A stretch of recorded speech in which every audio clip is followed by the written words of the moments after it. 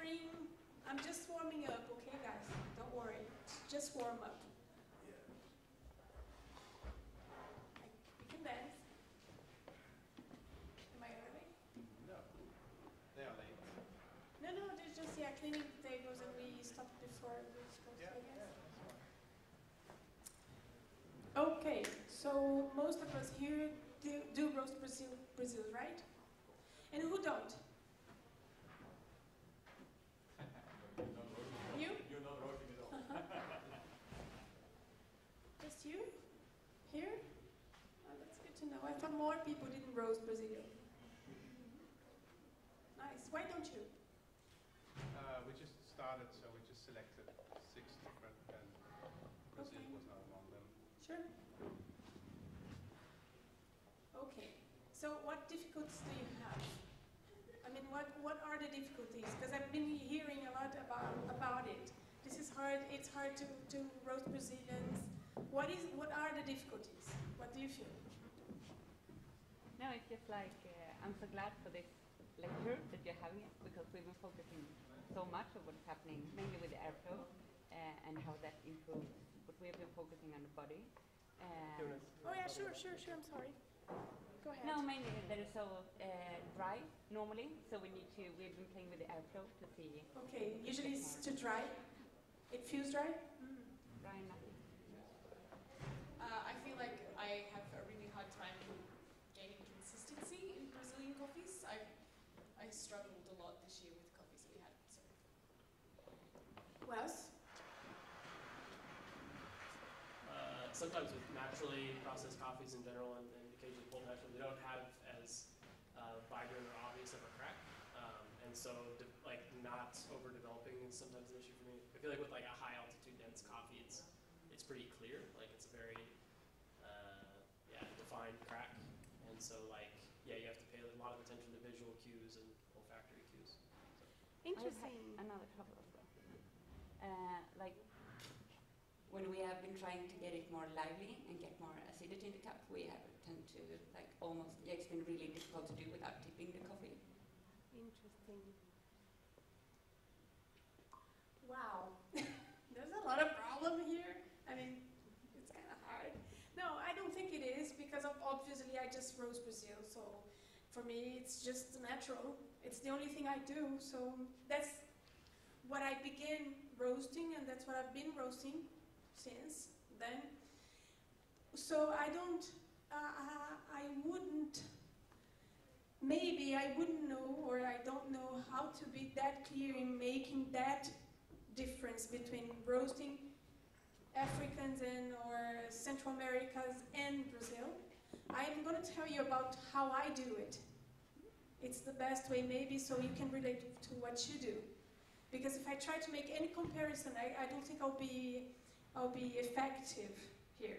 So I'm going to talk about roasting, how I roast in general, and then trying to point out some things.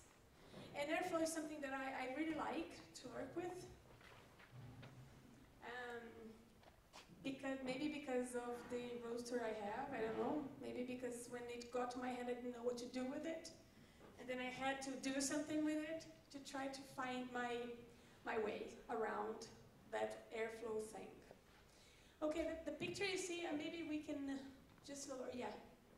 This is a very nice picture of my stock. Oh my god, that's beautiful.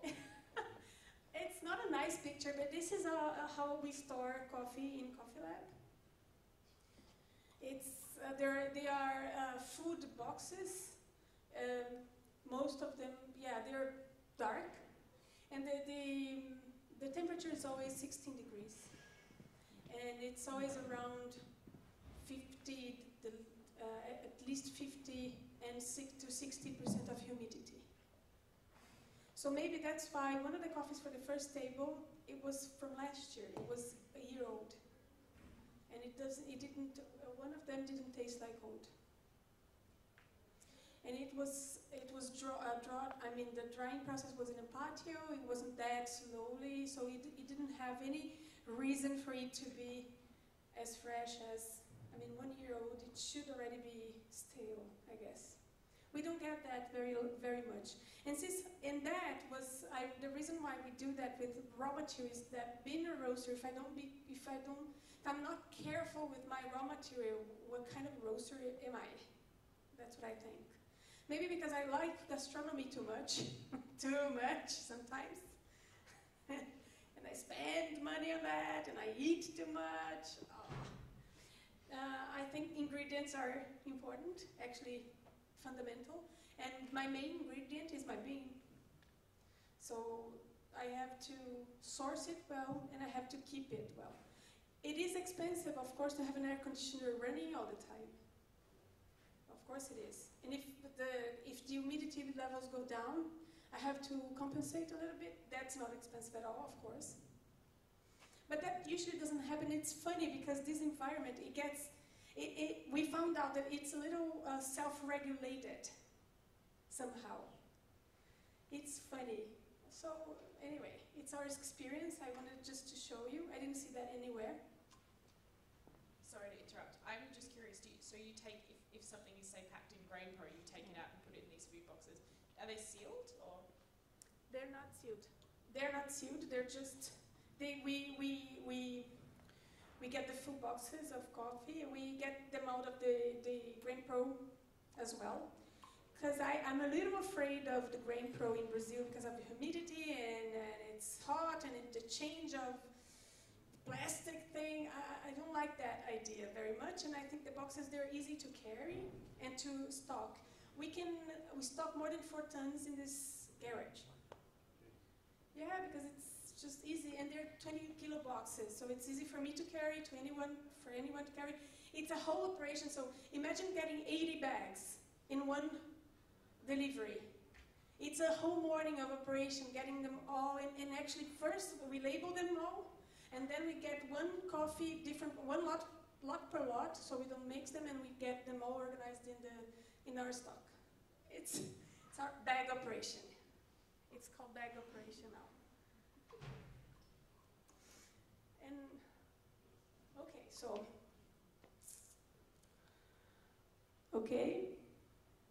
I've already talked about this, and a lot of people talk about inconsistency. I don't feel that.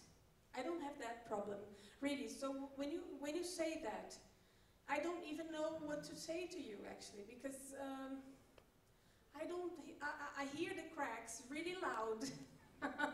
They're like, I hear the pops. I have them. They are very consistent. They exactly happen every time in the same second from the profile. So I don't get that experiences from the same. Maybe because the raw material is a little better drawn. I don't know. The dry processing is better, and it's a little more consistent, even for natural, maybe. But I don't get that difference. I buy a natural from a producer, and he has all the sorting process in his farm, and the coffee gets to me with 0 defect. So when we roast, there are no quakers, there are nothing. It's like, this is paradise. Yeah, he's Japanese. And I don't have problems with that natural whatsoever when it comes to consistent roast. I don't know. I wouldn't know. I wouldn't know how to explain to you why not. Maybe because the. A question over here. Okay. Yeah, it's also a comment. In terms of consistency in roasting Brazil, I don't have that big issue either. I have some with my roaster sometimes, but that's due to high winds and a little bit more airflow in my chimney.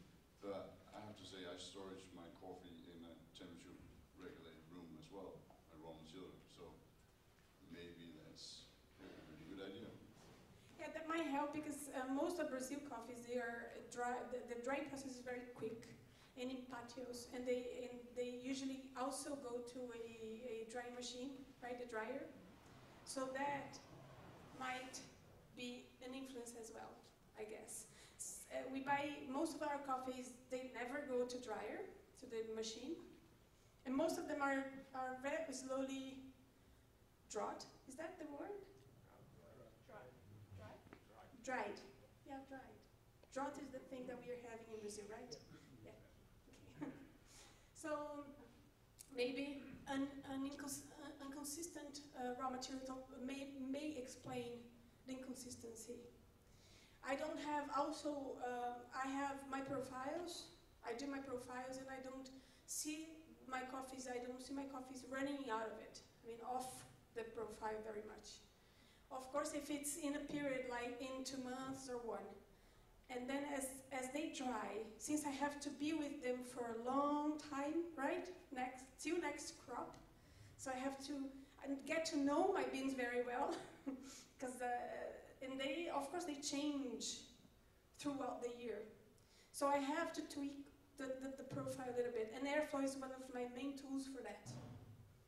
Okay, now I'll go back to that.